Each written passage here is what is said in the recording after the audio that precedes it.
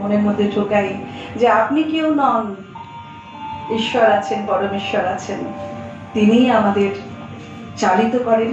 এবং আমাদের মনে করতে হবে আমরা যা কিছু করেছি, এই শাড়িটা যিনি তৈরি করেছেন সে যদি মনে করে যে এই শাড়িটির মালিক তিনিই সবটা করেছেন, না, তাকে ঈশ্বর শক্তি জুগিয়েছেন, সেই জন্য তিনি এই কাজটি করেছেন।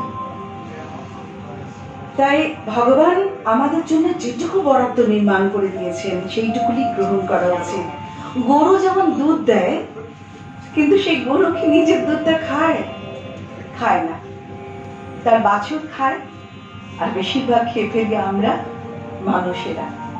সে ঘাস আর দানা খায়, তার দুধ হচ্ছে মানুষের খাদ্য।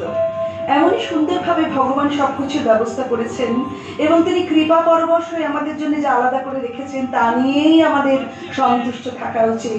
এবং আমাদের বিবেচনা করা উচিত যে সমস্ত জিনিস আমরা গ্রহণ করছি প্রকৃতপক্ষে সেগুলো পরমেশ্বরের। তাই আমরা পরমেশ্বরের কথা ভাববো, যা কিছু কাজ করব আমরা জানবো সবই মালিকের কৃপায়।